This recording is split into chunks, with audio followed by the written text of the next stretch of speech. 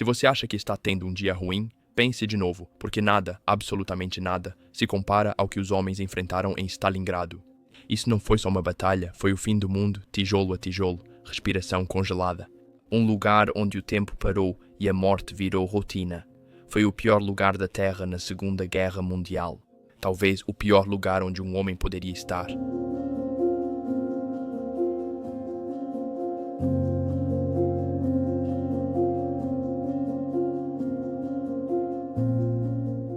Stalingrado tirava tudo dos homens: esperança, calor, sanidade, além de matar.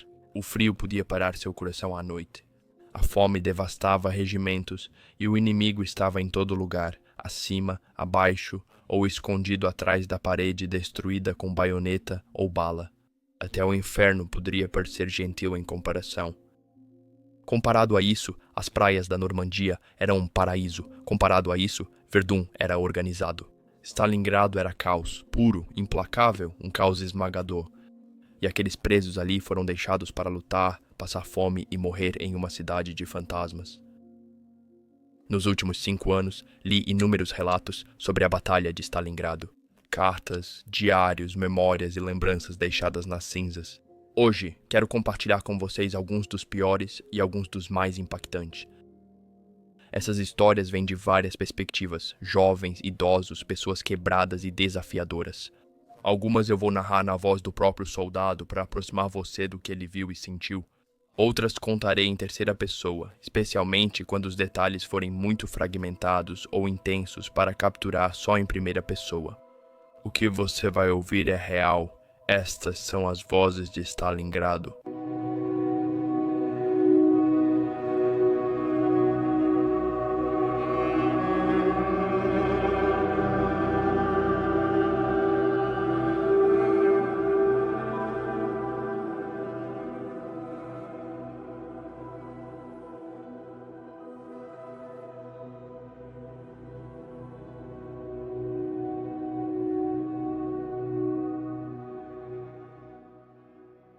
Você ouvirá o relato em primeira mão de Gottfried von Bismarck, jovem oficial alemão lançado no pesadelo de Stalingrado.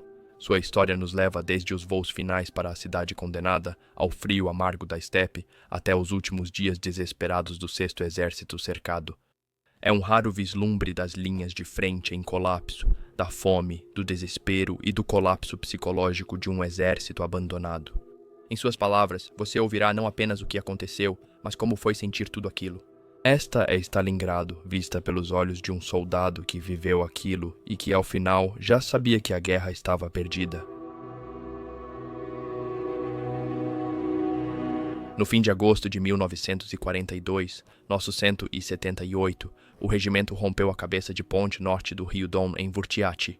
Apesar da forte resistência russa, nossos panzers abriram caminho até o Volga, ao norte de Stalingrado, em poucos dias. Em setembro, nossa 76ª Divisão de Infantaria havia se entrincheirado no chamado Limite Norte, uma faixa árida de estepe entre o Don e o Volga. A terra era seca e desolada, cortada por vales e ravinas profundas. Reforçamos a linha com trincheiras duplas ligando os bunkers, instalamos 6 fileiras de minas arame farpado e posicionamos destroços de T-34 russos com torres operacionais como defesas de tanques. Sentíamos-nos intocáveis ali, certos de nossa segurança e de que os russos nunca nos quebrariam. Mas em Stalingrado tudo era diferente. A luta se transformou em um pesadelo selvagem de homem contra homem, andar por andar, casa por casa. Os soviéticos estavam entrincheirados em uma encosta íngreme de 300 metros na margem oeste do Volga. E foi aqui, nesse pequeno pedaço de terra, que o caos reinou.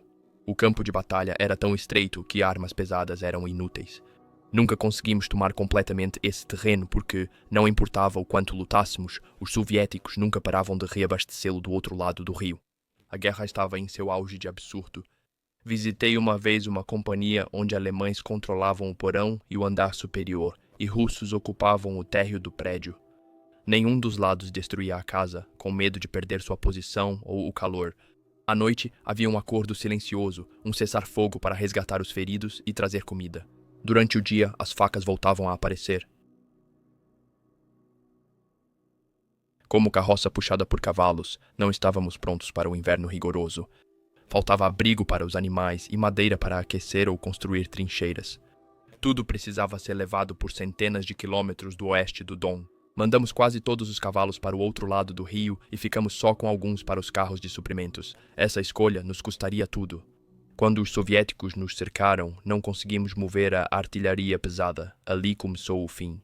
Em novembro, a linha de frente silenciou e recebemos nova licença. Fiz o plantão de Natal porque um oficial da reserva, cuja filha ia se casar, implorou para trocar comigo. Aceitei. Um soldado aceita o que pode, e eu não tinha ilusões de que o Natal ainda existiria quando eu voltasse.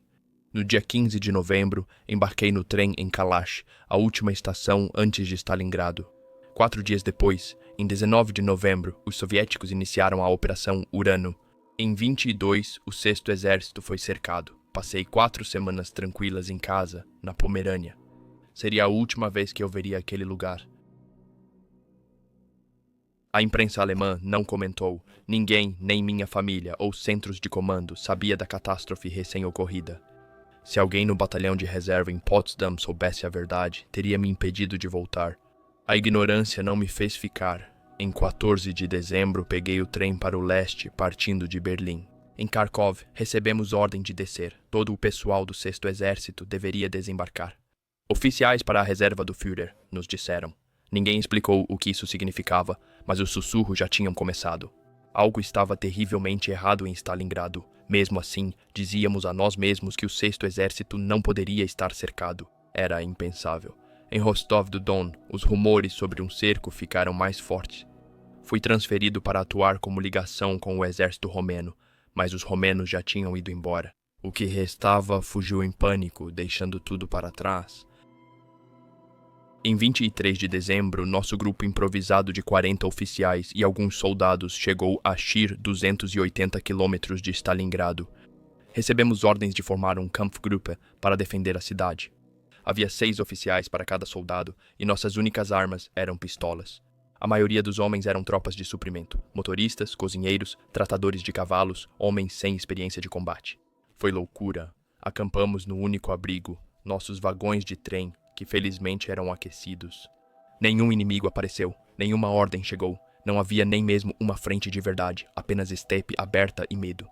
Na véspera de Natal, vimos um trem-ambulância com os últimos sobreviventes feridos retirados do bolsão de Stalingrado.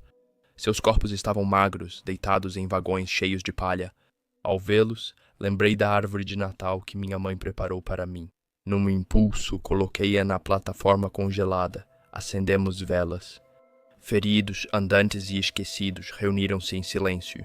Aos poucos, vozes se uniram para cantar Noite Feliz. Era bruto, desafinado e muito humano. Por um instante, no frio e escuro, a esperança brilhou. Os dias seguintes pareciam uma farsa, fingíamos ser soldados. Recordo uma patrulha onde 4 oficiais, só com pistolas, patrulharam uma estrada congelada num Opala. Outra patrulha pegou uma locomotiva conduzida por russos rumo ao leste com vagões-tanque, torcendo para que os soviéticos não nos bombardeassem com seus aviões noturnos, as temidas máquinas de costura. No dia 30 de dezembro recebi novas ordens. Eu deveria retornar para minha divisão dentro do bolsão.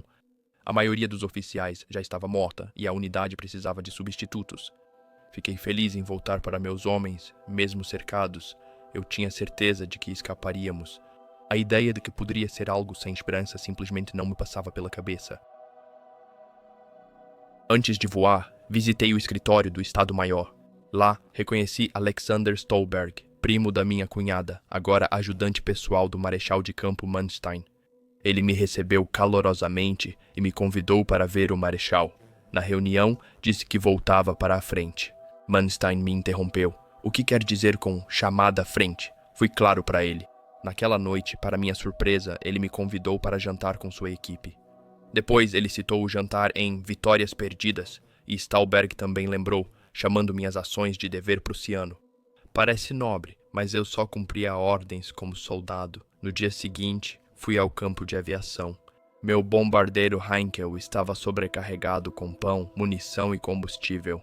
A pista de pouso era pouco mais do que um campo congelado. Quando tentamos decolar, o trem de pouso sobrecarregado cedeu.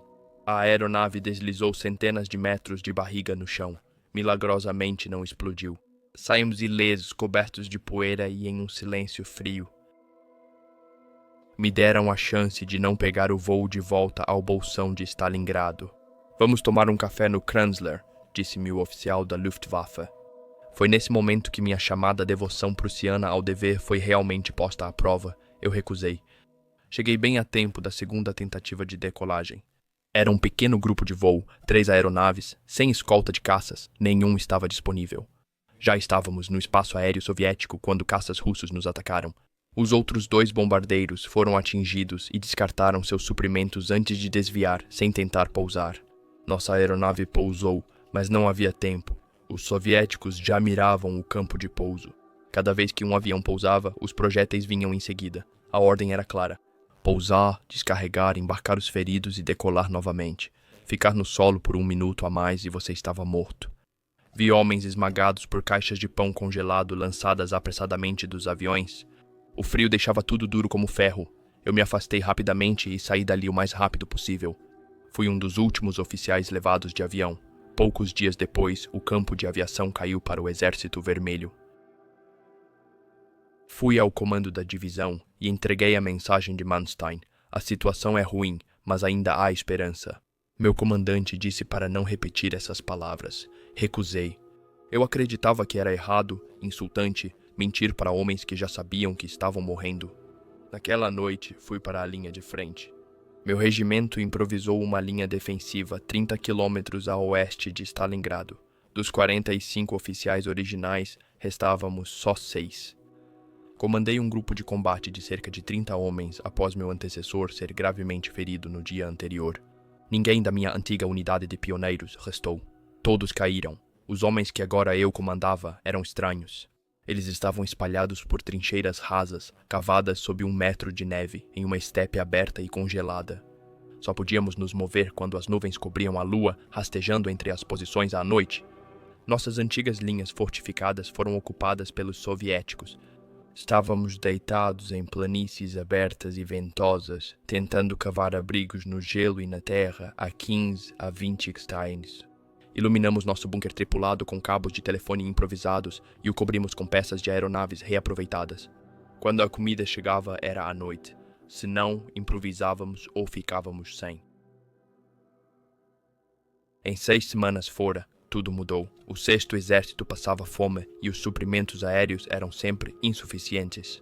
As rações diminuíam dia após dia até não sobrar praticamente nada. Os feridos ficavam agonizando, sem tratamento. Não havia bandagens, analgésicos, morfina, aquecimento ou esperança. Se um homem conseguisse, ele se arrastava até a pista e lutava com outros para embarcar à força em um avião. Cenas de horror diárias, brigas, súplicas e pedidos desesperados. Mas nem mesmo o combustível que os aviões traziam era suficiente para colocar nossos tanques restantes em movimento, muito menos para salvar vidas.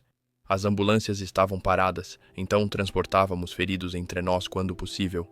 Nossos cavalos, os poucos que restavam, estavam morrendo na neve, fracos demais para puxar, poucos demais para servir de alimento. Mas o pior de tudo, pior do que o frio, a fome e a doença, era o silêncio nas caixas de munição. Não havia mais o que disparar. Cada tiro de artilharia exigia aprovação da divisão.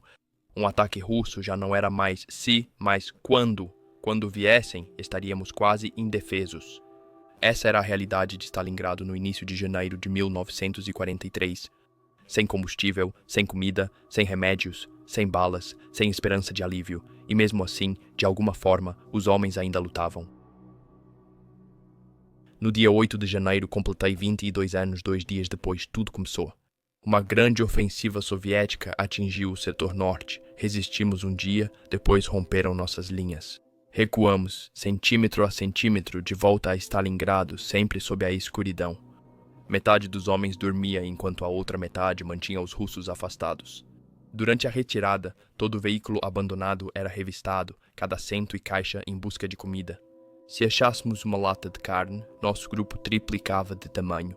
À noite, eu não sabia quem era dos meus. Carregávamos os feridos entre nós improvisados, sem poder fazer mais, pois não tínhamos forças. Todas as noites debatíamos se deveríamos tentar ir para o oeste, mas eu sabia o quão longe estavam as linhas alemãs. Centenas de quilômetros de terra congelada controlada pelo inimigo. Sem abrigo, sem comida, e nossos corpos já haviam sido privados de força há muito tempo. Alguns tentaram mesmo assim. Ninguém conseguiu. Nunca falamos em ser prisioneiros, mas todos sabíamos que aconteceria. Já tínhamos visto prisioneiros de guerra soviéticos antes. Aqueles longos grupos de homens famintos, de olhos fundos, arrastando-se na terra. Ninguém queria acreditar que logo ficaríamos assim, mas sabíamos. No fim de janeiro, o bolsão se dividiu em 3 e não restavam aeródromos ativos. À noite, aviões de abastecimento lançavam contêineres de comida às cegas. Quem chegasse primeiro ficava com eles. Muitos caíam direto nas mãos dos russos. Em 31 de janeiro, Paula se rendeu no Bolsão Sul. No dia anterior, Hitler o promoveu a marechal de campo e ordenou que lutasse até o fim. Nós, no norte, resistimos. Naquela noite, nas ruínas de uma casa destruída, sentamos no porão ouvindo nosso obituário, o grande discurso de Göring no rádio. Ele nos comparou aos espartanos em Termópilas e chamou nosso sacrifício de heróico. Viajante, diga a Esparta, ele disse. Foi isso, essa foi a nossa despedida. Nós sabíamos então que já estávamos mortos nas minas de Berlim, um exército inteiro, sacrificado por nada. A amargura era insuportável, e então, no dia 2 de fevereiro, acabou. Os tiros cessaram. Os soviéticos capturaram prisioneiros de forma silenciosa, sem violência ou retaliação, como se ambos já estivessem cansados. Estávamos cansados da guerra, cansados da neve, cansados da morte. Tinha acabado.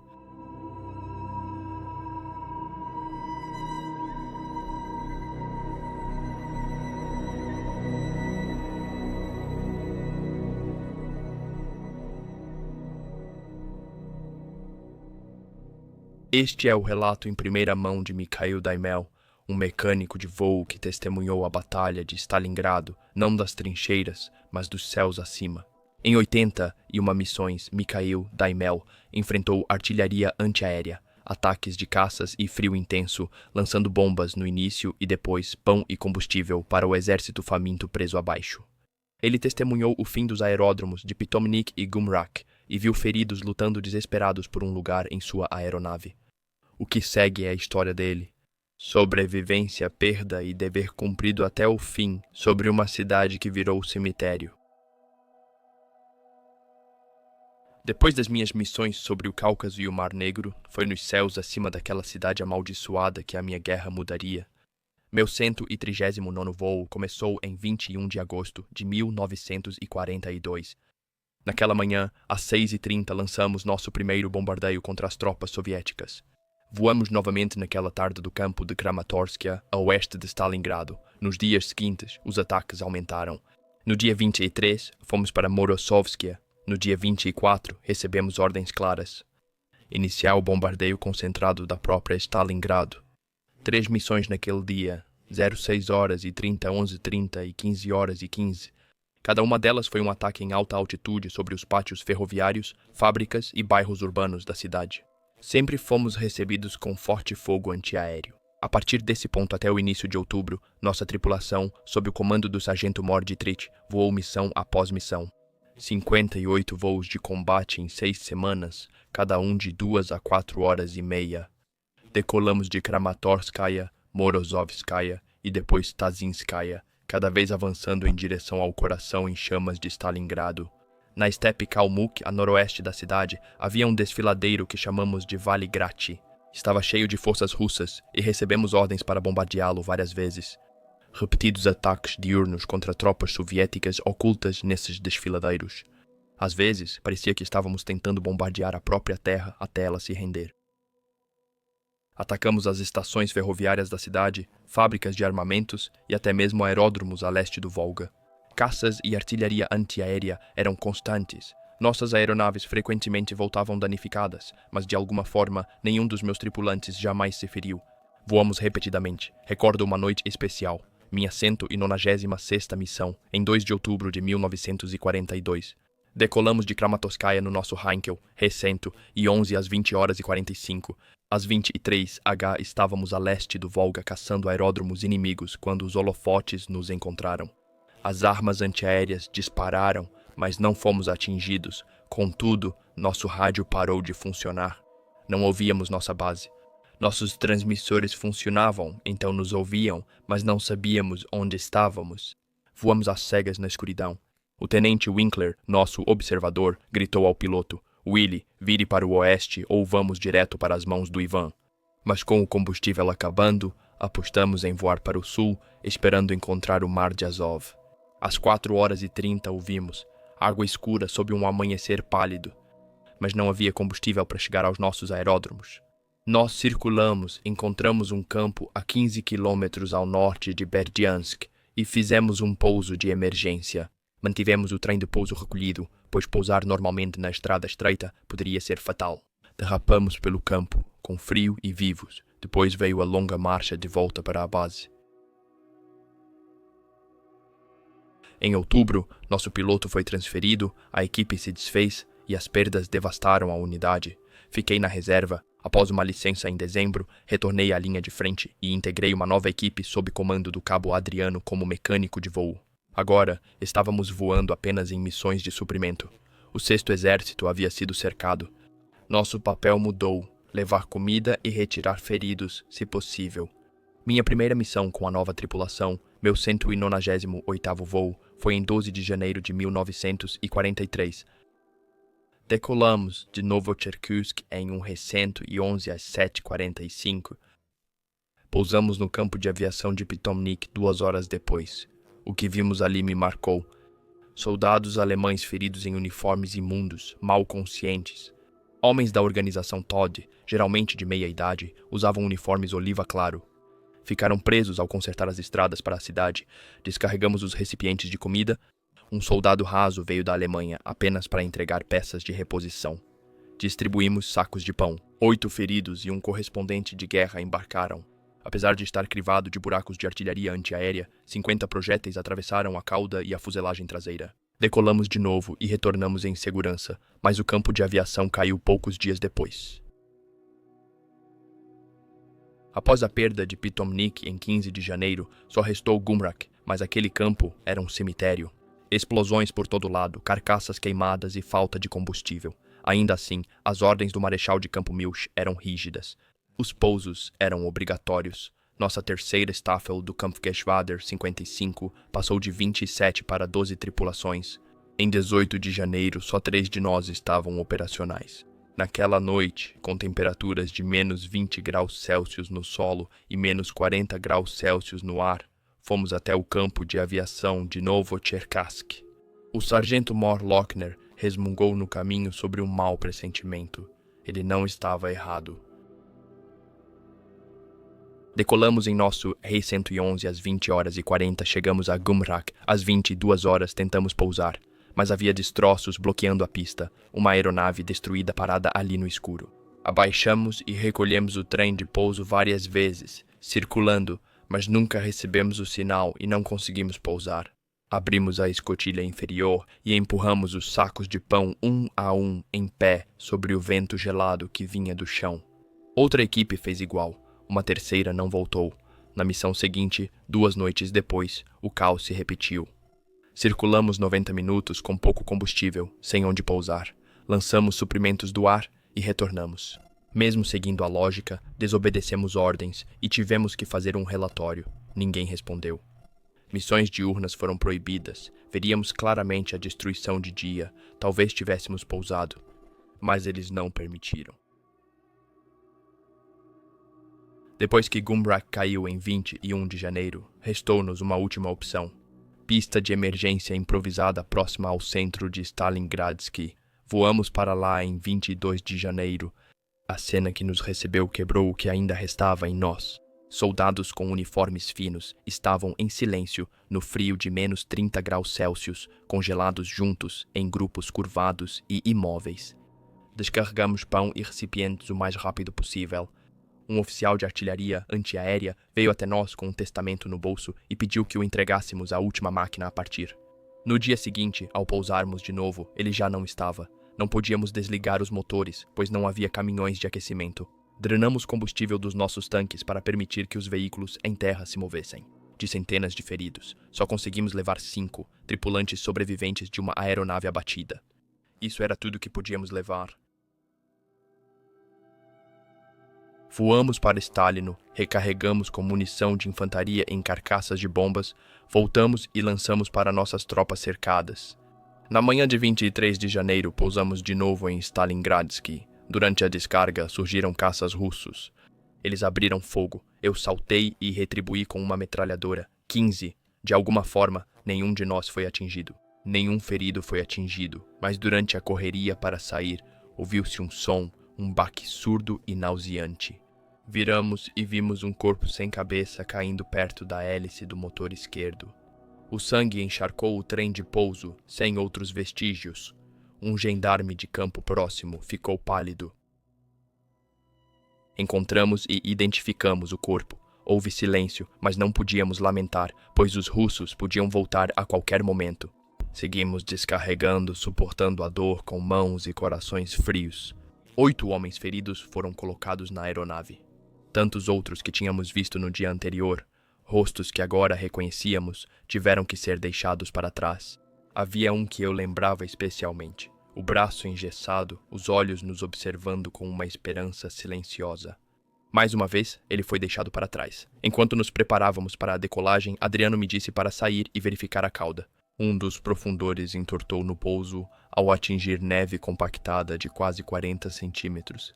Abri a escotilha inferior da fuselagem, desci para a geada e fui até a parte traseira. Entortei o metal de volta ao formato original com as mãos, dedos dormentes, trabalhando rapidamente. Ao voltar para dentro, notei um movimento. Um soldado ferido havia entrado atrás de mim. Ele ficou parado de medo, os olhos arregalados, desesperados, implorando silenciosamente para que eu não dissesse nada. Ele sabia que estávamos lotados. Ele sabia que não deveria estar ali, mas naquele olhar, metade pânico, metade rendição, vi um homem que já não temia a morte, mas sim ser deixado para trás. Eu assenti com a cabeça e não disse nada para Adriano. Quando decolamos, às 10h45, já estávamos em solo há 90 minutos. Não vimos nenhuma outra aeronave durante o nosso tempo lá. Se mais aeronaves pousaram depois de nós ou se realmente fomos os últimos, nunca vou saber. O que eu sei é que mais tarde, naquele mesmo dia, os russos tomaram a pista de Stalingradsky. A última aeronave alemã partiu da cidade. Nos dias seguintes, seguimos voando. Entre 24 e 29 de janeiro, realizamos mais 7 missões, lançando contêineres cheios de pão, combustível e munição no bolsão em colapso. Nossos últimos lançamentos foram na noite do dia 28 e na madrugada do dia 29. Voamos com o nosso He-11 de Novocherkassk, lançamos a 300 metros quase atingindo nossas linhas e seguimos para leste sobre o Volga e a estepe Kalmuk antes de subir na volta. Nesse momento, o centro de Stalingrado já estava nas mãos dos soviéticos. O bolsão do sul ainda estava lutando e o do norte diminuía a cada hora. No nosso voo final, recebemos confirmação por rádio de dentro do bolsão de que os suprimentos haviam chegado aos nossos homens. Isso trouxe pouco conforto. Todos nós sabíamos que era tarde demais. Eu voei em 81 missões durante a Batalha de Stalingrado, 59 voos de bombardeio e ataque, 22 operações de abastecimento e evacuação. Cada uma delas está registrada no meu diário de voo. Registros escritos à mão, que ainda estão em minha posse até hoje.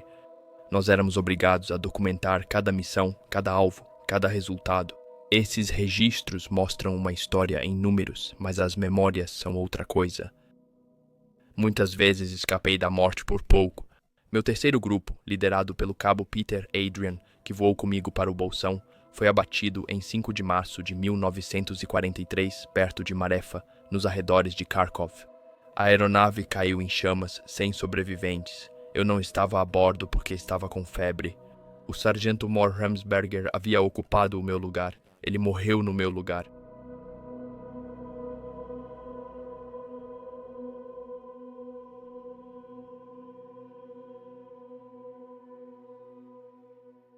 Esta é a voz de Eitel Heinz Fensk, um telefonista de 18 anos pego no olho do furacão enquanto a ofensiva soviética engolia o 6º Exército Alemão de um posto de comunicações tranquilo ao inferno ensurdecedor do cerco. Sua história mostra o colapso interno. Ele viu as linhas romenas desmoronarem, relatou a generais como Paulus e von Seydlitz e foi atingido por estilhaços sob chuva de fogo. Congelado, ferido e quase sem sobreviver, ele foi retirado de Stalingrado em sacos de papel, um dos poucos que escaparam da morte. Seu relato não é apenas de sobrevivência, mas de horror, perda e das decisões brutais e silenciosas tomadas por soldados jovens demais para morrer e teimosos demais para se render.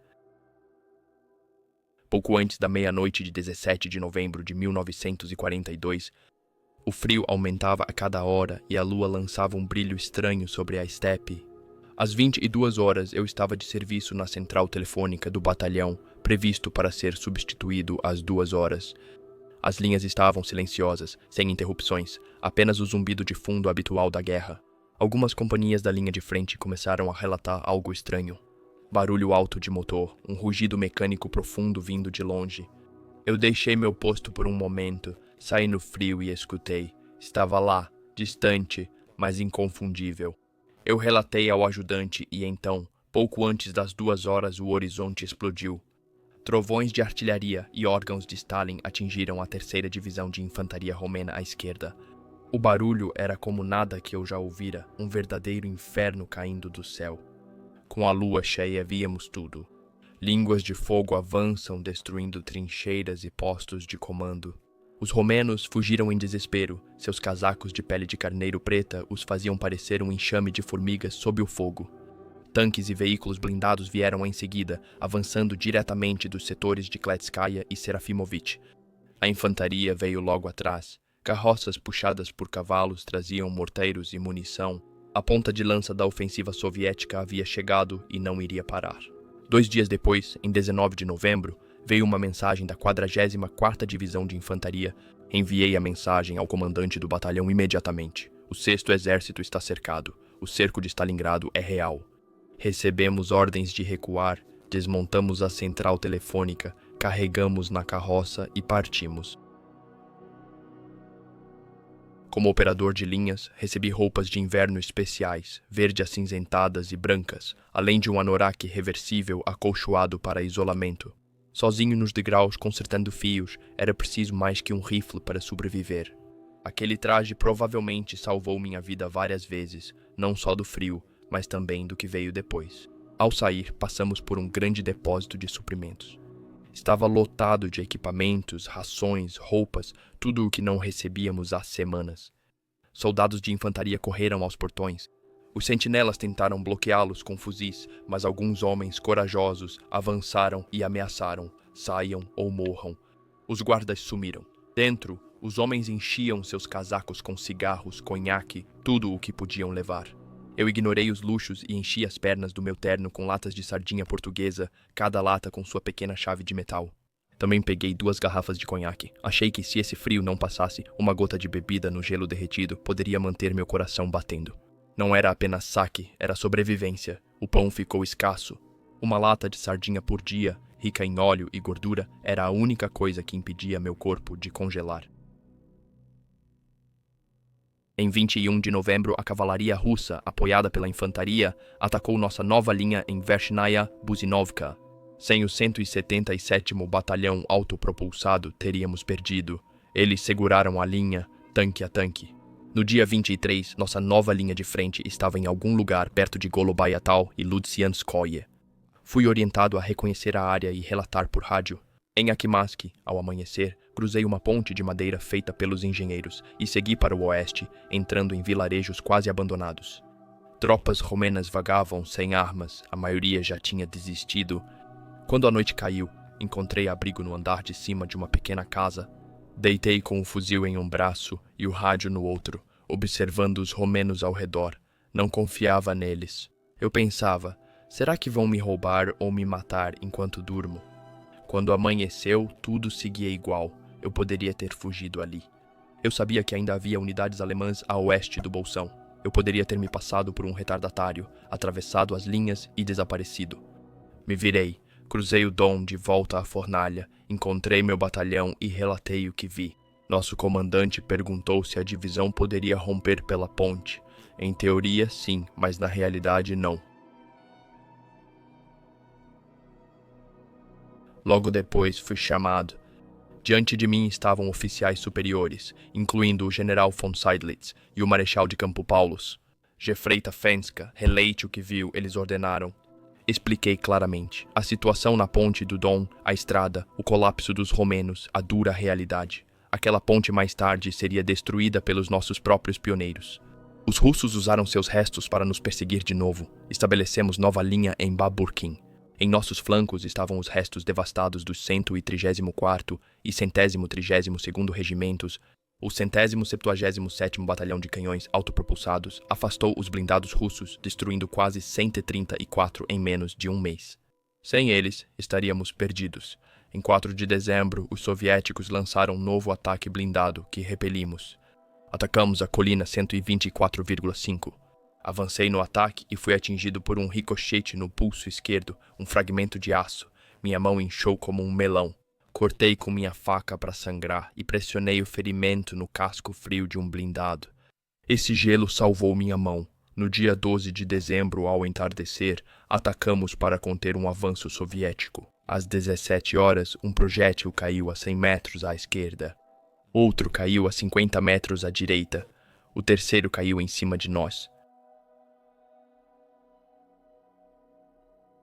Vi um clarão, uma luz lilás e então silêncio. Acordei sem conseguir mexer o lado direito do corpo, com menos 40 graus Celsius. Pensei, é assim que morro. Vou congelar aqui. Éramos 7. Agora só eu e mais um ainda respirávamos, e com dificuldade. Meu corpo tinha 48 estilhaços de granada do ombro à coxa. Eu tinha 18 anos. E então um som, um cavalo bufando, uma voz baixa dando comandos. Um trenó passou perto. Gritei. Ele parou. Uma voz alemã perguntou se havia mais alguém vivo. Respondi. Só mais um. Ele está gorgolejando. Fomos levados de trenó até uma pista de pouso, descarregados em uma cabana fria e tratados naquela noite. Eu tive septicemia, infecção no sangue e gangrena na perna. O médico do exército, o cirurgião Júnior Heidinger, recusou-se a amputar e assumiu o risco. Ele cortou, drenou e limpou o ferimento. Eu fiquei com a minha perna, mas o dano seria permanente. Naquele Natal, os russos fizeram um cessar-fogo. Médicos usaram algodão em galhos de cardo como árvores de Natal. Recebemos meia barra de chocolate belga, um gole de champanhe e ouvimos Hitler no rádio ordenando parar o trabalho. Descanso em 28 de dezembro fui selecionado para a evacuação. Fomos selados em sacos de papel e empilhados como grandes envelopes para não congelar a 50 graus negativos durante o voo. Primeiro enviaram homens casados com filhos, depois os demais, se houvesse espaço. As horas se passaram. A cabana ficou vazia. Deitei sozinho na palha, achando que tinham me esquecido. Então ouvi motores. Eram os médicos, eles tinham voltado. Partimos no escuro um voo curto até Solsk. Fomos deixados em um grande salão, antes depósito de suprimentos para a linha de frente, agora vazio, amplo e quente. Havia beliches, cobertores, chá, pão. Fui tratado imediatamente. Minha coxa infectada foi lavada. Recebi Marivanil Prontosil, de 10 a 20 comprimidos enormes todos os dias. Eles salvaram minha vida, mas não tinha acabado. Boatos começaram a circular. Os russos avançavam de novo e Salsk cairia em poucos dias. Fomos colocados em um trem hospitalar e levados para Rostov, para um prédio escolar adaptado, camas com lençóis de verdade, comida que não conseguíamos terminar, médicos com braçadeira cinza da Cruz Vermelha, velhos convocados, atuavam com cirurgiões militares e mulheres russas, enfermeiras e médicas. Uma jovem médica russa me examinou. Minha febre voltou, envenenamento do sangue novamente. Não havia mais sangue em estoque e eu estava desfalecendo. Alguém perguntou, de onde vamos conseguir sangue?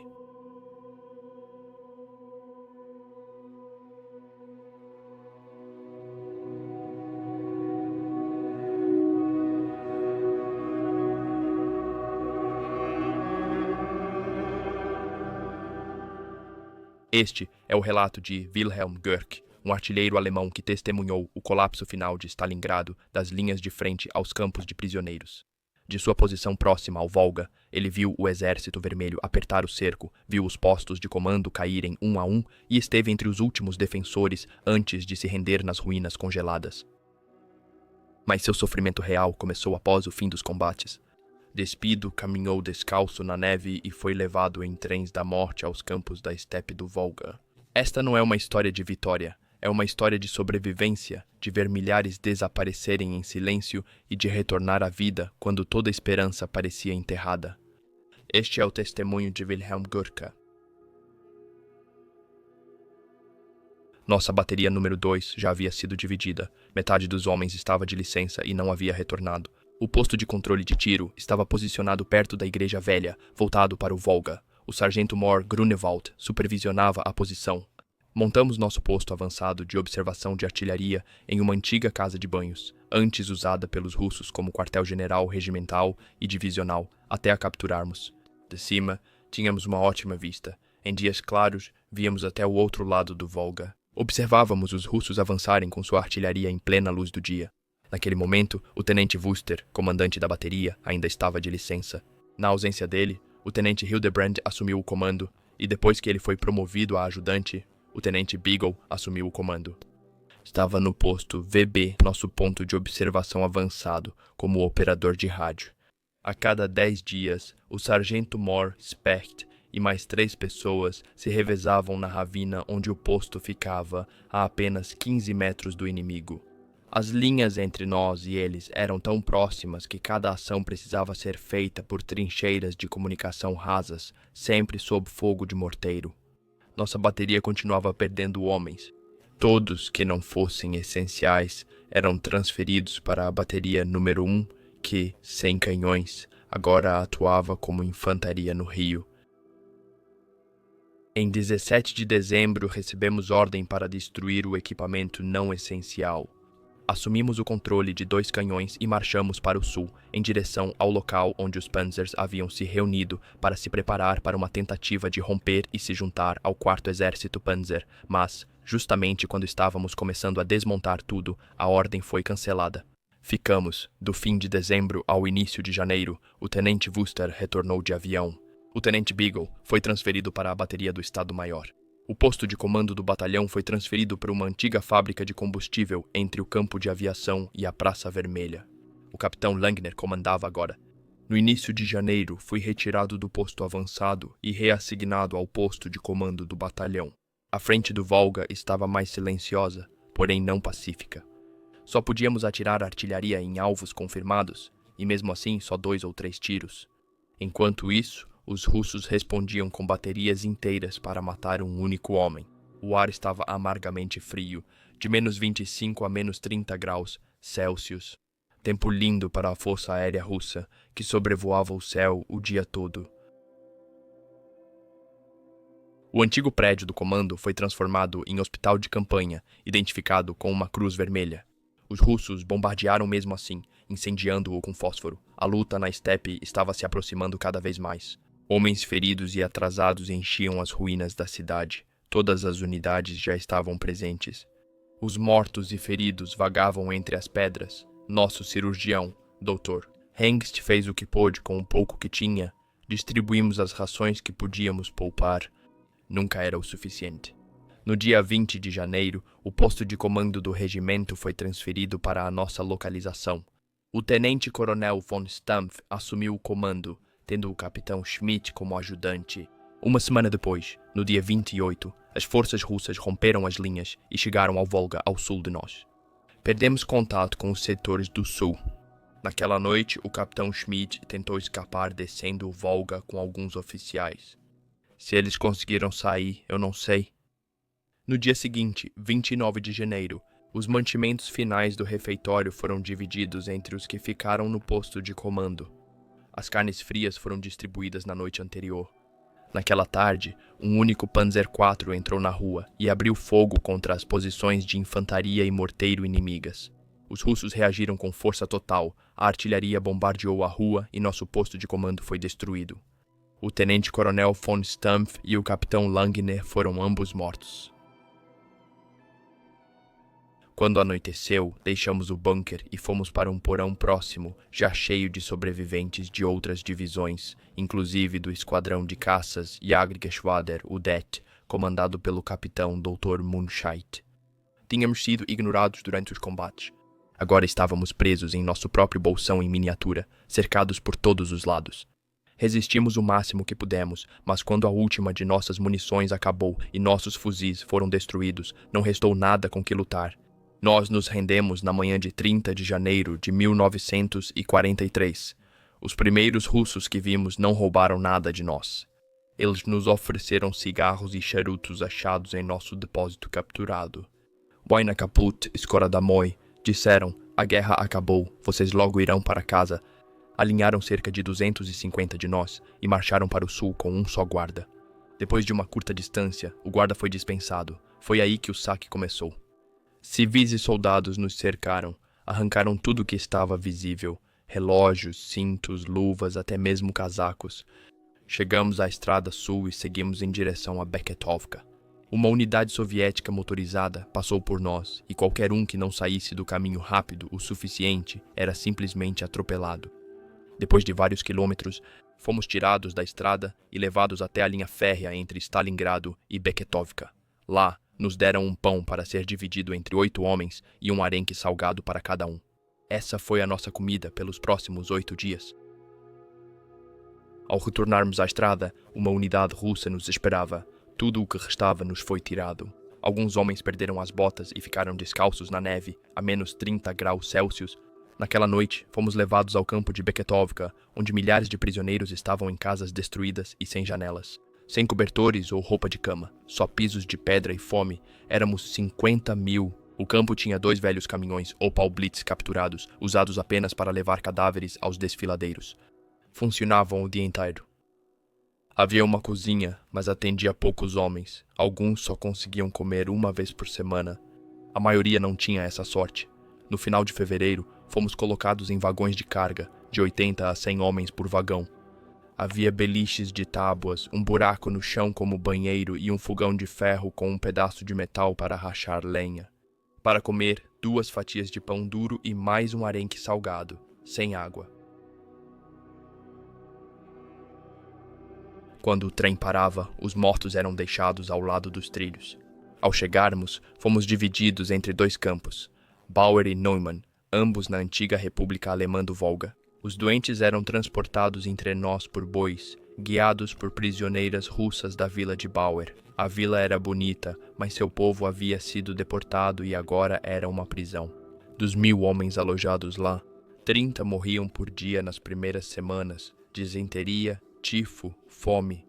Não havia médico, apenas uma única enfermeira russa, impotente diante de tanta morte. Em março de 1943, o campo Neumann fechou e os sobreviventes foram transferidos para Bauer. Dos 2.000 homens que passaram por lá, só 70 aptos e 150 doentes ainda viviam. Fui um deles. Em setembro, fecharam o campo Bauer e nos mandaram para Volsk. Sobrevivente, só isso.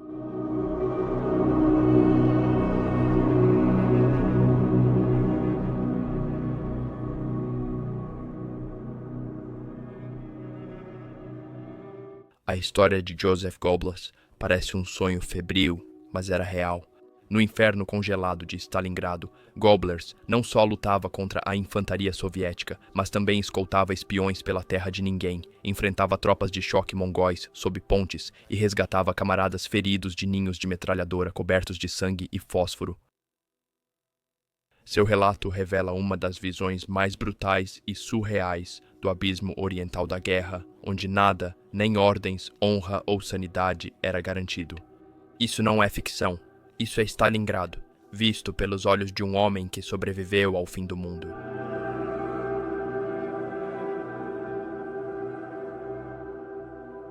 Agachados perto das torres de água, enterrados na terra, ouvíamos o zumbido dos morteiros soviéticos. Não havia para onde fugir, só as crateras das explosões anteriores serviam de abrigo. Cada respiração trazia poeira.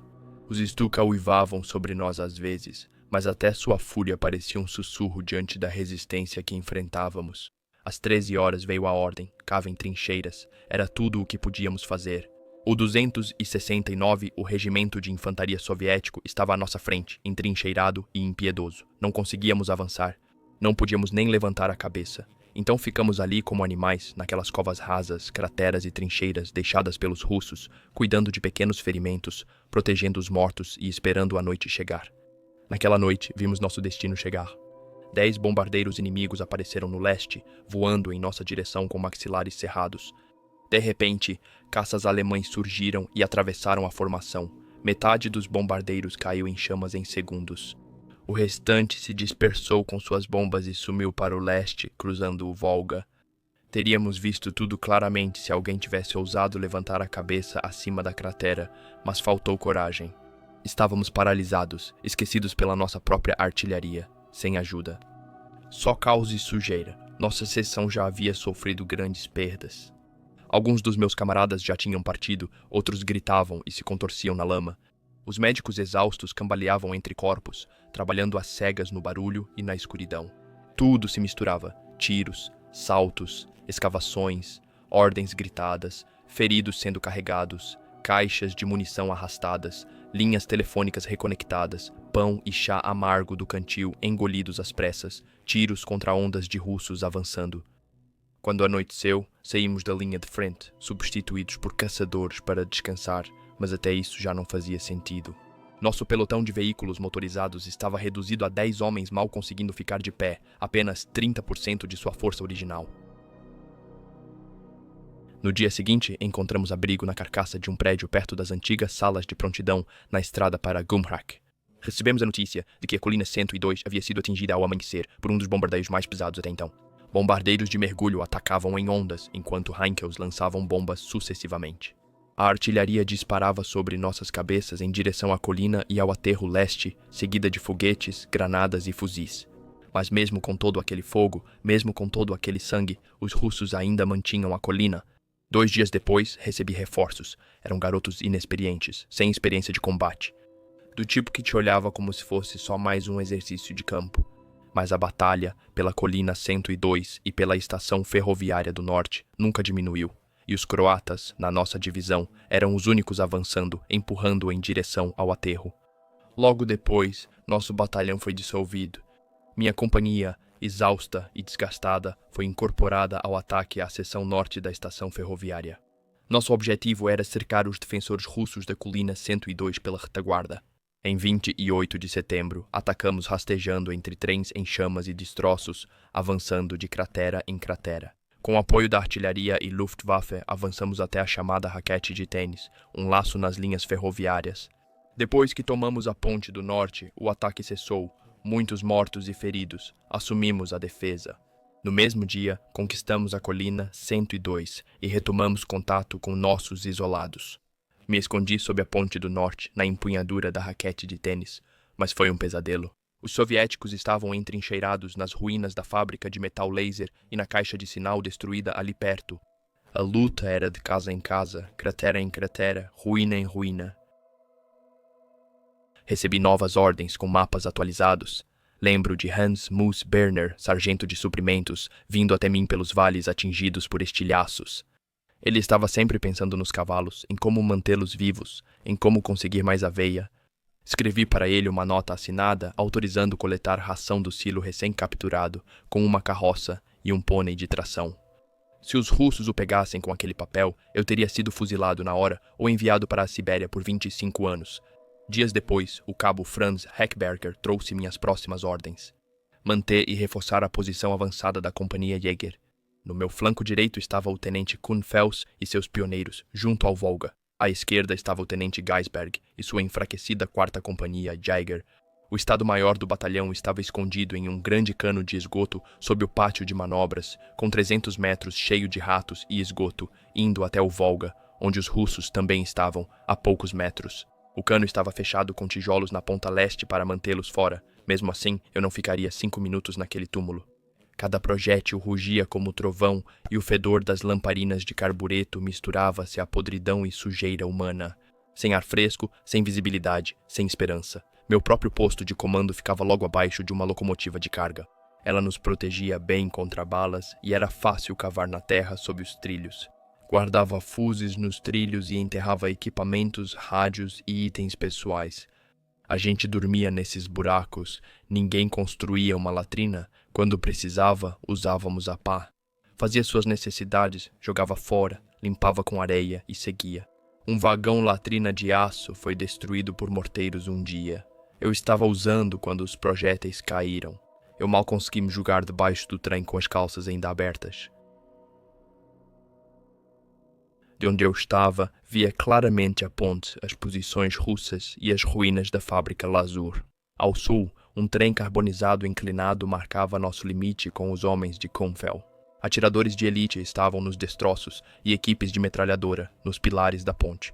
Os soviéticos chegavam quase todas as noites, rastejando entre crateras e escombros. Nenhum tanque alcançava nossa posição. As crateras das estucas e pilares caídos deixaram o terreno intransitável, mas a infantaria passava como fantasmas. Nossas metralhadoras, chamadas de serras de Hitler pelos russos, nunca paravam de disparar. Os soviéticos trouxeram um tanque leve à noite e o deixaram perto da antiga cabine de sinalização. Meus homens perguntaram se deveriam atacar. Empurrei o canhão de 20 milímetros sob as luzes da ponte. Como municiador, disparei primeiro. Fui jogado para trás pelo recuo, disparamos mais tiros e recuamos o canhão a tempo. Morteiros caíram sobre nós logo depois. O tanque ficou parado. Será que o destruímos?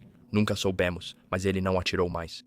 Depois, Hershberger apareceu com um fuzil antitanque de cano extremamente longo, desconhecido por nós. Eram necessários 2 homens. Um mirava e outro apoiava o atirador. Disparei aquela arma 1 ou 2 vezes e quase desloquei o ombro.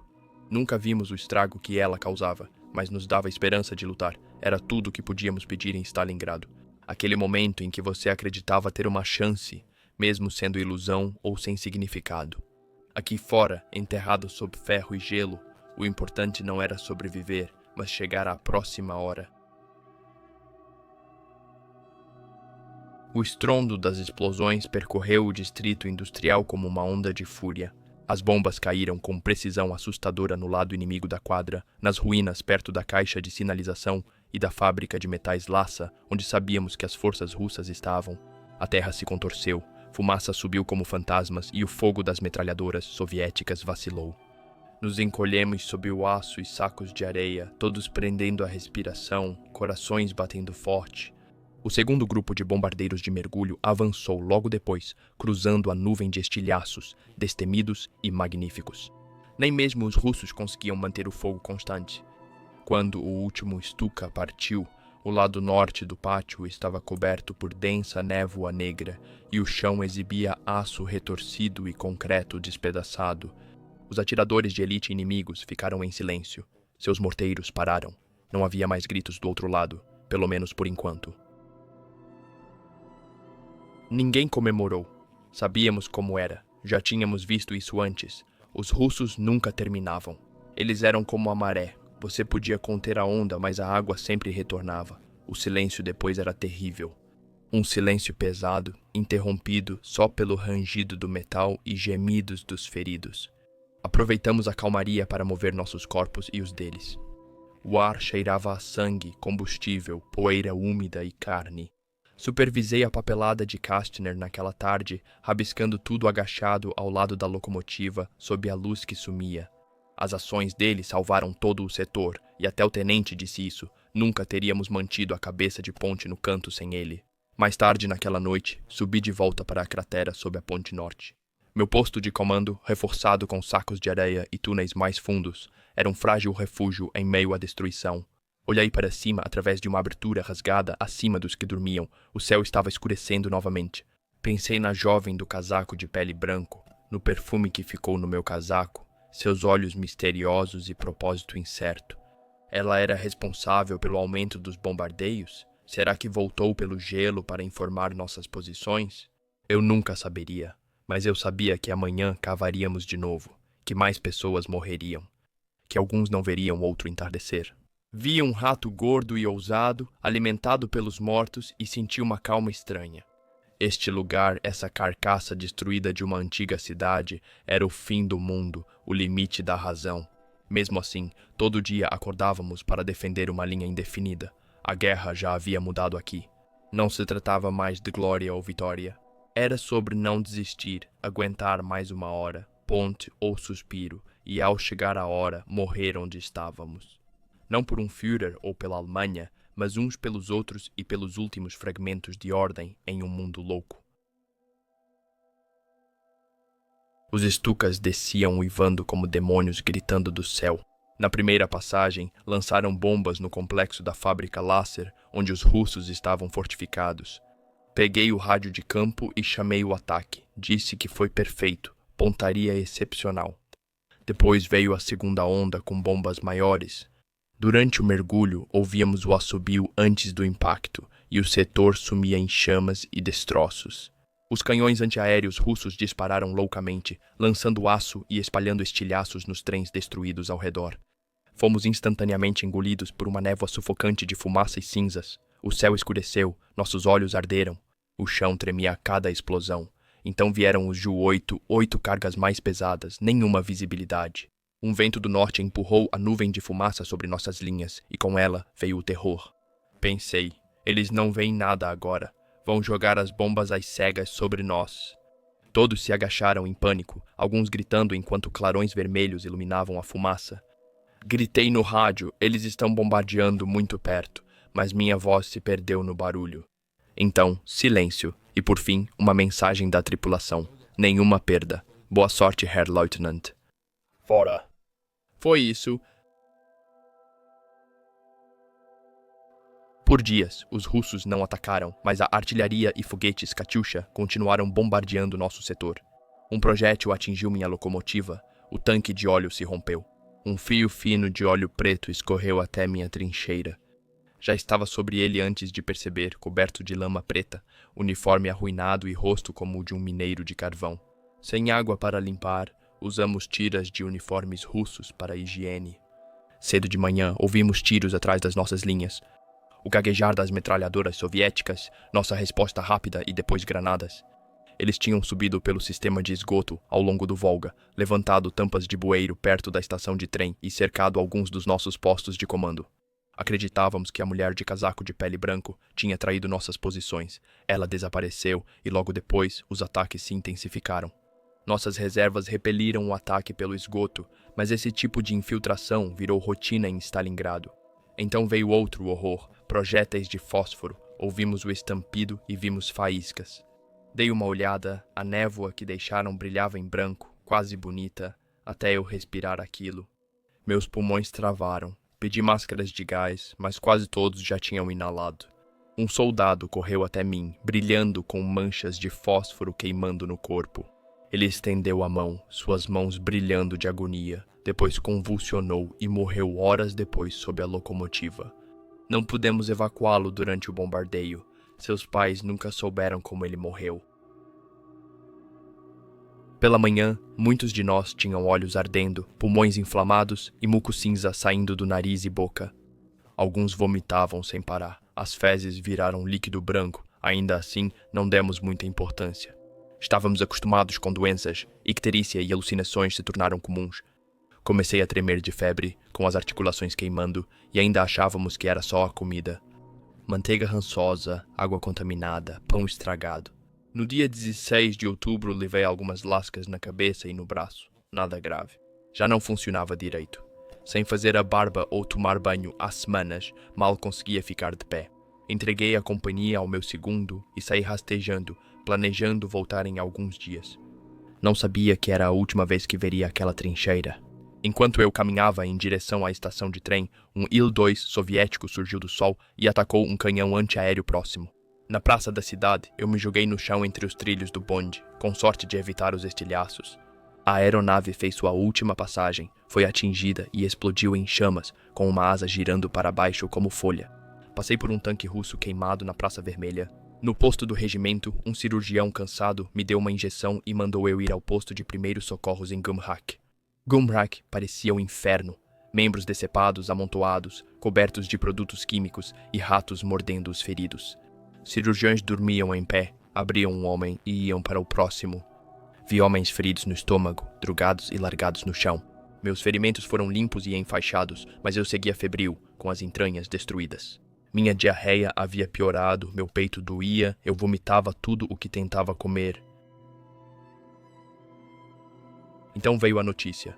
Um avião ambulância Ju-52 estava partindo, marcado com a cruz vermelha.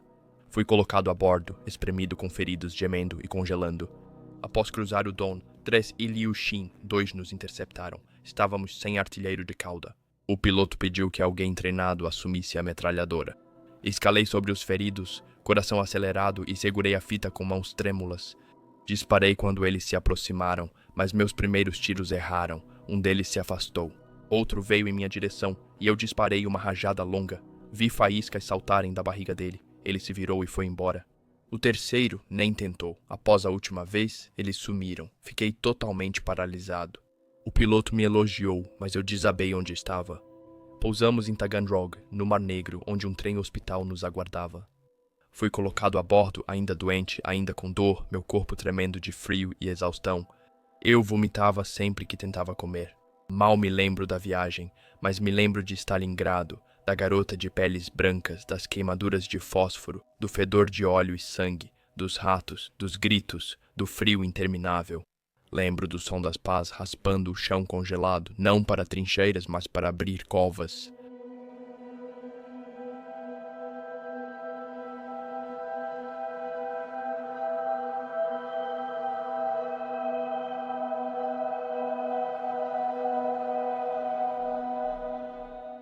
Ele ficou até o fim. Dietrich Goldbeck não só testemunhou o colapso de Stalingrado, ele ficou no último bunker, cercado por camaradas com queimaduras de frio, ouvindo o Nibelungenlied ecoar de um rádio moribundo enquanto as paredes tremiam sob o bombardeio soviético. Sua unidade manteve a linha com pouca munição, arrastando suprimentos à noite e enterrando os mortos até não ser mais possível.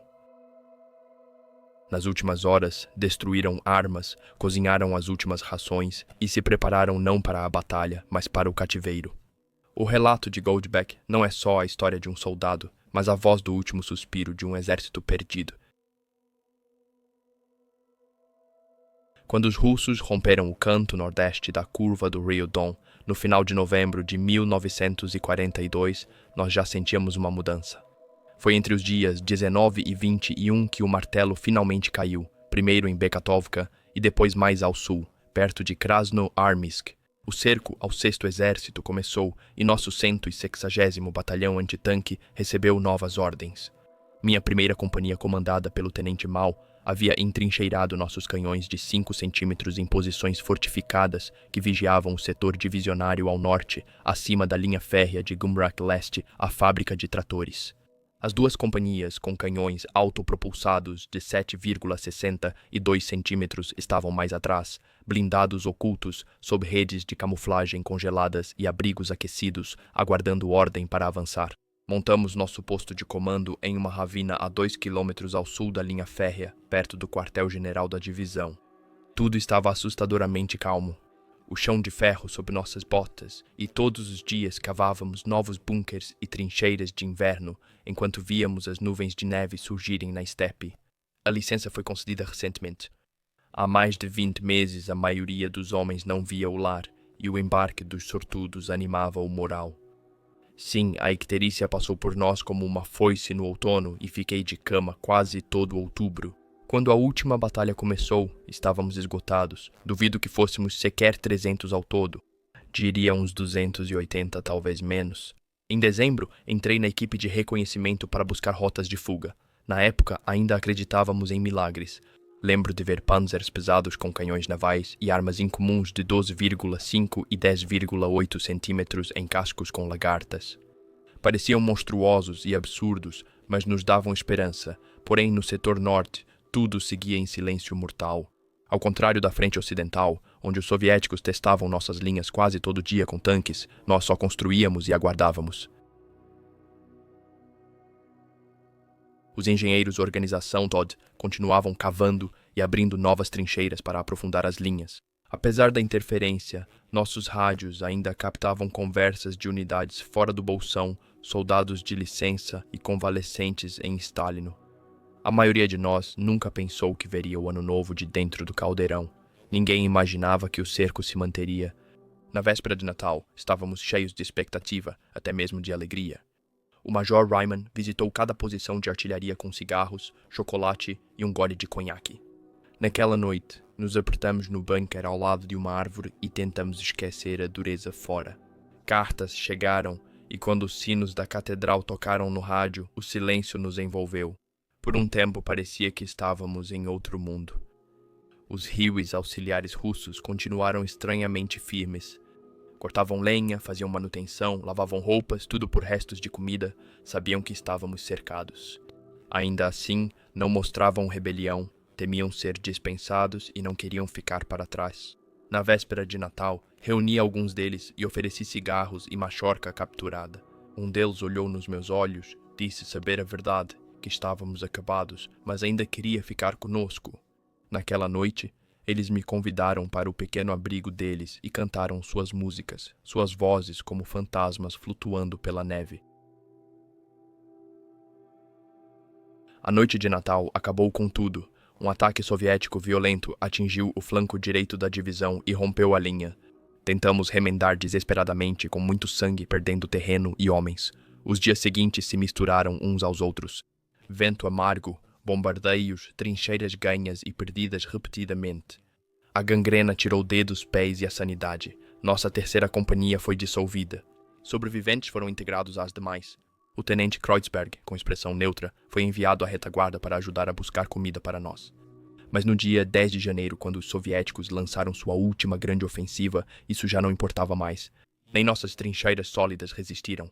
Após a queda de Pitomnik, a frente ocidental desmoronou para Gumrak e tivemos que abandonar tudo o que construímos. Transferimos nosso posto de comando para a muralha tártara, a leste de Gumrak. Foi lá que o Major Hyman voltou de uma conferência de comandantes, com os olhos sombrios e a boca cerrada. Estamos sozinhos, disse ele em voz baixa. Kalmyk se colocou entre nós e a linha de frente. 300 quilômetros, talvez mais. O Cáucaso talvez já esteja perdido. Tentei negar. Disse a ele que resistiríamos. Sempre resistimos, mas eu sabia. Mesmo desesperados, os homens lutavam com determinação irracional. Os suprimentos acabavam. A munição era carregada a pé. Feridos lotavam os bunkers, tremendo de frio e dor, pedindo morfina. As unidades na retaguarda travavam ações de retaguarda para ganhar tempo para nós. O tenente Flieger, o oficial de suprimentos, liderou uma defesa improvisada com cozinheiros, ferreiros e mecânicos. Eles enfrentaram uma patrulha russa e salvaram nosso combustível e munições. Ele recebeu a Cruz de Ferro por isso. No começo de fevereiro, tínhamos sido empurrados até o limite, literalmente. No desfiladeiro a oeste das ruínas da fábrica Barakadi, mantínhamos a linha final. Os abrigos cavados na neve pelas tropas de logística eram tudo o que restava. O bolsão ao nosso redor se dividiu em 3 partes isoladas. Estávamos ao norte, comandados pelo General Stricker. Os dias eram indescritíveis. Homens feridos eram deixados na neve para congelar. Os famintos desabavam nos montes de neve e nunca mais se levantavam. Ainda segurávamos nossas armas, algumas congeladas, outras emperradas. Quando os soviéticos chegaram, atiramos até o fim. Todos sofreram com o frio e ferimentos. No último ataque, lembro-me de me apoiar na neve, rifle nos joelhos e mãos tremendo.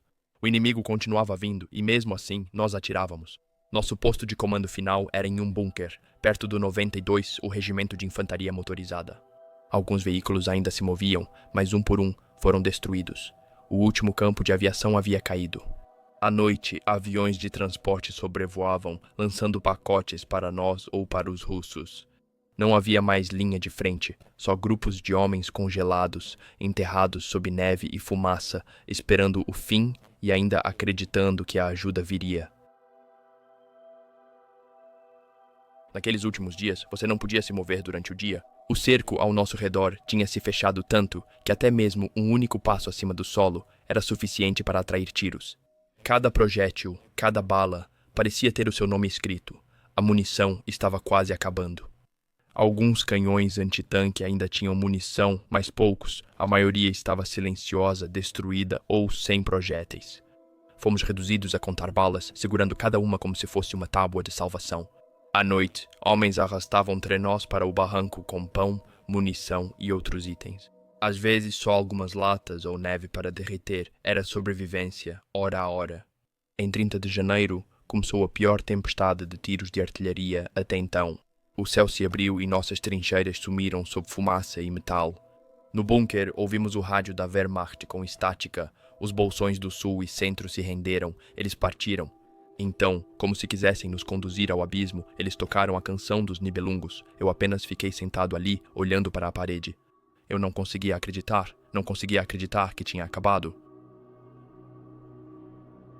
Até então, enterrávamos todo homem que caía em nosso setor, mesmo só enrolando-o em um cobertor e colocando sob a neve. Mas isso também cessou. Agora os projéteis caíam em padrões. Um após o outro, 7,62 centímetros martelavam nosso teto. De alguma forma, nosso bunker resistiu. Não conseguíamos alcançar os feridos. A última cozinha de campanha foi destruída, virando ferro carbonizado. A comida era feita em turnos e entregue em latas amassadas pela linha. Em 1º de fevereiro, os soviéticos atacaram 2 vezes. Primeiro nos bombardearam, depois avançaram com tanques e soldados. KV-1S surgiam como fantasmas na neve, só visíveis quando já estavam próximos. Mesmo assim, resistimos. Rechaçamos o ataque com nossas últimas forças e quando a fumaça sumiu, vimos muitos deles mortos, congelados na neve com os rifles nas mãos. Mas estava feito. Naquela noite, a divisão ordenou: destruam as armas, não resistam. O fim havia chegado e, estranhamente, a noite estava silenciosa. Não era pacífica, apenas vazia. Uma metralhadora disparou ao longe. Dividimos o pouco que restava. O que sobrava de comida, calor e palavras compartilhamos, cozinhamos uma última vez. Queimamos todos os papéis e um a um largamos nossas armas. Eles tocaram aquela música a noite toda, repetindo a marcha fúnebre dos Nibelungos, como se o passado nos saudasse antes de sumir para sempre. Pouco antes do amanhecer, os homens das trincheiras avançadas voltaram. Eles queriam estar conosco no final. Eles não queriam morrer sozinhos. Quase não conversamos. Tinha algo a dizer. Às 6 da manhã vimos fileiras de infantaria soviética avançando na neve, sem disparos. Um pano branco tremulava do bunker do 92º. Os russos usavam capas brancas e carregavam suas metralhadoras como foices. Ao chegarem, gritaram ordens em russo áspero e gutural. Quebrei o rádio com um machado e fui um dos últimos a sair do bunker com os outros. Lá fora, éramos cerca de 70 muitos feridos, mancando ou com membros congelados enrolados em trapos. Ficamos em silêncio, apenas respirando, apenas existindo. Então o comandante Arbteilung avançou e fez uma última saudação. Permanecemos imóveis enquanto ele nos observava um a um. E foi isso. 2 de fevereiro de 1943.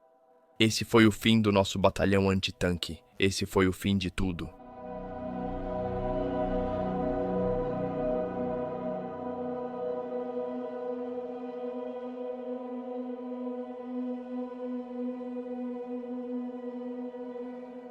Após o silêncio das armas em Stalingrado, não veio a paz, mas algo ainda mais frio e implacável.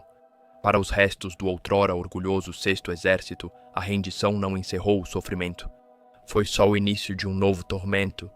Quando as forças soviéticas começaram a reunir prisioneiros no início de fevereiro de 1943, elas enfrentaram um dilema sombrio. O Exército Vermelho e sua população civil também estavam passando fome. Muitos soldados estavam subnutridos. Famílias em toda a Rússia passaram semanas sem pão. Então, a ideia de alimentar invasores alemães capturados, homens que queimaram vilarejos, saquearam casas e trouxeram uma destruição inimaginável, parecia um insulto para cada mãe soviética enlutada. Havia grande relutância até em poupar uma casca de pão. Muitos prisioneiros alemães ficavam dias sem rações. Em quase 2 semanas, mal comeram algo. O que chegou por fim era lamentável. Um pão para 10, sopa rala com poucos grãos de painço e talvez peixe salgado. Para os feridos, sem exceção, a fome virou sentença de morte lenta. Mesmo assim, a fome não era o pior medo. Na mente dos médicos presos no Kessel era a doença, especialmente o tifo, que assombrava seus pensamentos. Eles viram os primeiros casos surgirem, mas evitavam falar com medo de causar pânico. Hospitais nos túneis isolaram os casos. Difteria aqui, tifo ali, mas não havia estações de desinfestação. Muitos dos soldados soviéticos e civis locais também estavam infestados de piolhos. Era só uma questão de tempo.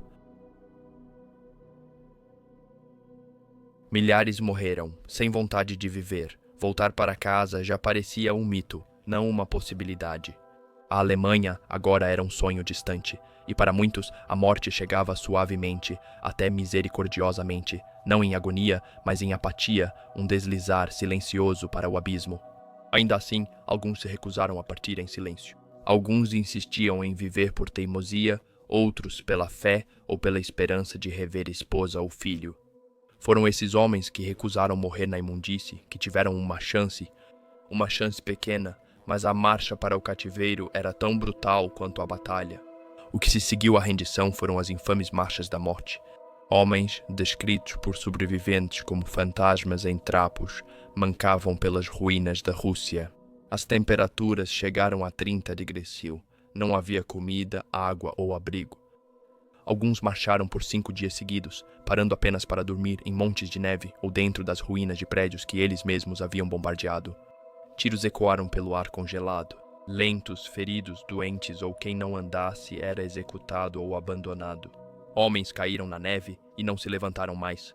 Os outros, sem forças para ajudar, apenas seguiram em frente.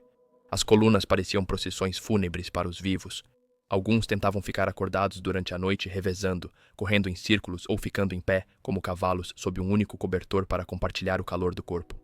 Mas a cada manhã havia mais mortos. Uma unidade alemã saiu marchando com 1.200 homens. Apenas 120 chegaram vivos a Bekatovka. Esse lugar, Bekatovka, tornou-se um nome de terror. Um portal para o inferno. O campo recebeu mais de 50.000 prisioneiros em poucos dias. Oficiais soviéticos admitiram que a situação era extremamente crítica. Não havia transporte adequado. Camelos puxavam carroças com água. Prisioneiros dormiam, 40 em um cômodo. Piolhos infestavam seus corpos. Disenteria, tifo e fome devastavam as cabanas.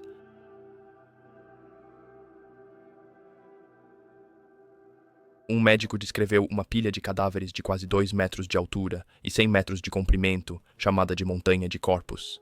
Em poucos dias, 60 prisioneiros morriam e corpos congelados eram retirados de manhã como lixo. Um médico austríaco escreveu, sem comer ou beber. Neve suja e gelo amarelo eram o único alívio para a sede extrema. O canibalismo foi o último recurso. Tiras de carne de cadáveres congelados eram fervidas e servidas como carne de camelo, deixando os que comiam com o rosto vermelho. Uma marca de vergonha ou de sobrevivência.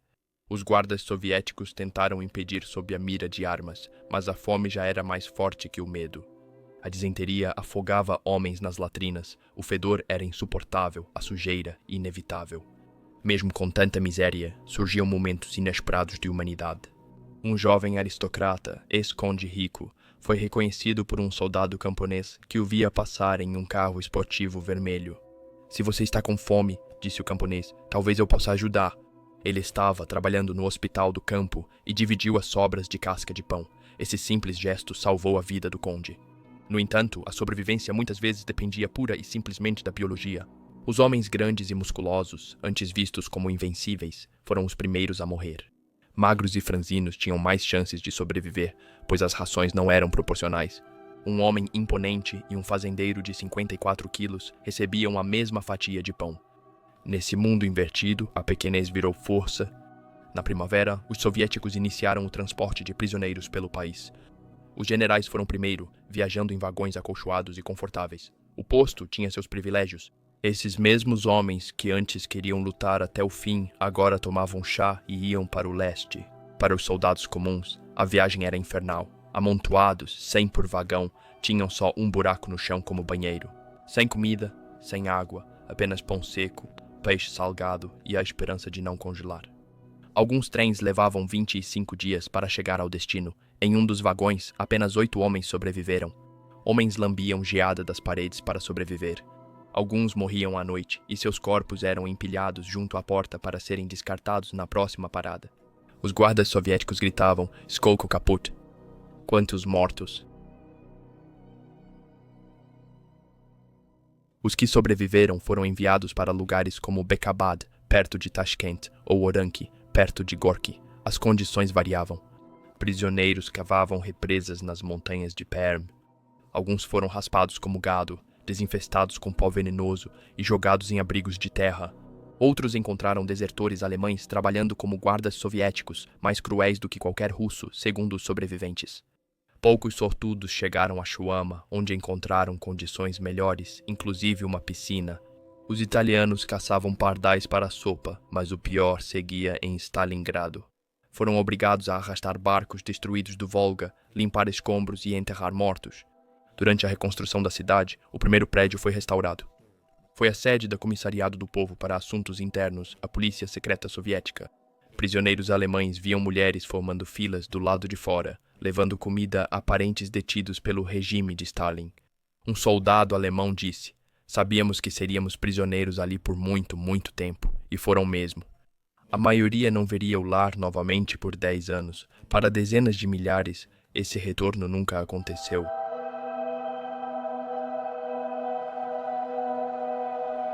O que você viu foi só um vislumbre do sofrimento de dezenas de milhares de homens que marcharam para Stalingrado e não voltaram. Eles não eram apenas soldados, eram filhos, irmãos, pais, seres humanos que em seus momentos finais foram privados de tudo: calor, dignidade, até mesmo de seus nomes, reduzidos a números, empilhados em silêncio sob a neve. Falar sobre guerra em estratégia, vitórias e derrotas é fácil, mas cada estatística tem um rosto, uma voz e uma história que merece ser lembrada.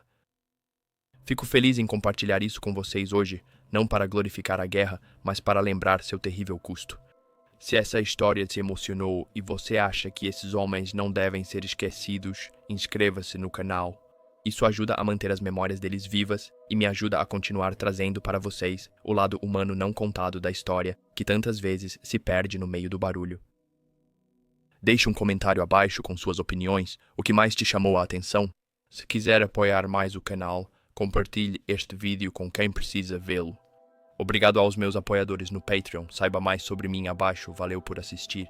Eu te vejo na próxima aventura.